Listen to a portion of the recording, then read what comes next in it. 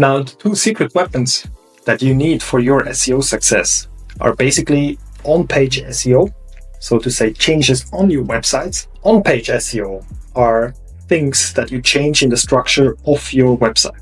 For example, it's a title tag. It's an H1 tag.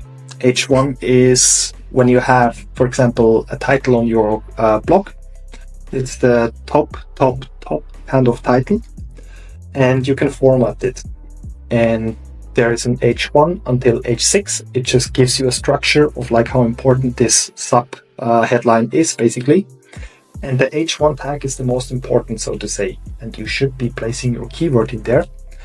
And Google, when it crawls your website, like I explained before, will understand quicker that your website is relevant for your for the search query that's being asked for. Then you have a title tag. The title tag is actually how you call your page. It's out of your piece of content. It's on top of it. There, you should also write it that way that the bot will understand it. When you're searching, then you have your query. You see all these results. There is always a title. Then there is a little bit of a text under it. That's called the meta description. And the meta description is incredibly important because you can first write it that way that Google will understand what's written there. But keep in mind, it's not quite sure if that's a ranking factor because we all do not know what are the ranking factors. But it's better for a person that's reading it to understand what the page or like what the link is gonna deliver to him or her when they click on the link. So there is where the human behavior comes in it. You can write, for example, if you're selling running shoes. Good example. If you just write red Nike running shoes, I mean, if I see that, I don't know if I should click on it. But if I write there, for example, red Nike running shoes, check it out now, or 20% sale or something, I kind of know when I click on the link, hey, there is going to be a description about this Nike running shoe, and I will be able to purchase that for a discount. Then we have off-page SEO. It's basically optimizing your website away from your website. Sounds a bit tricky. It's not. It's basically linking one website to another website. That includes, yes, those links, as well as business listings.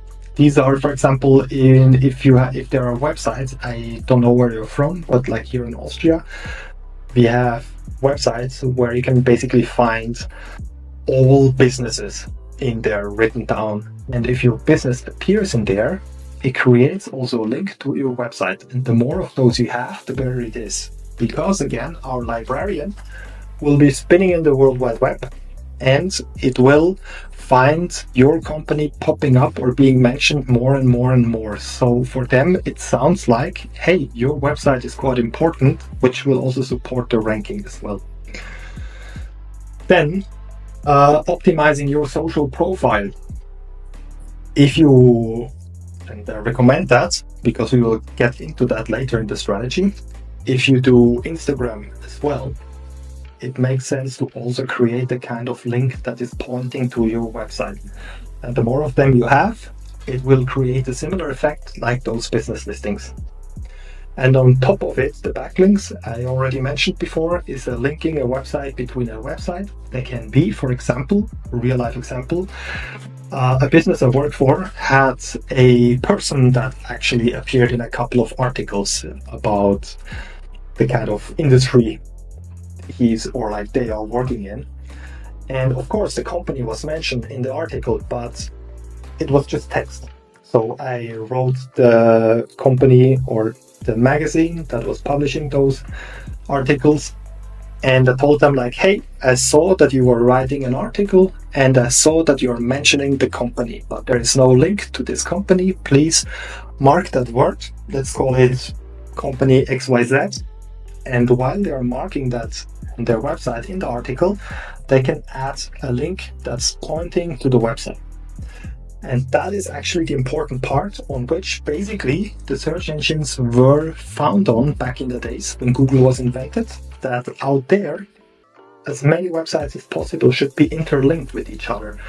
so that actually the crawler or search engine will just have it easier to go through all these websites and can discover more.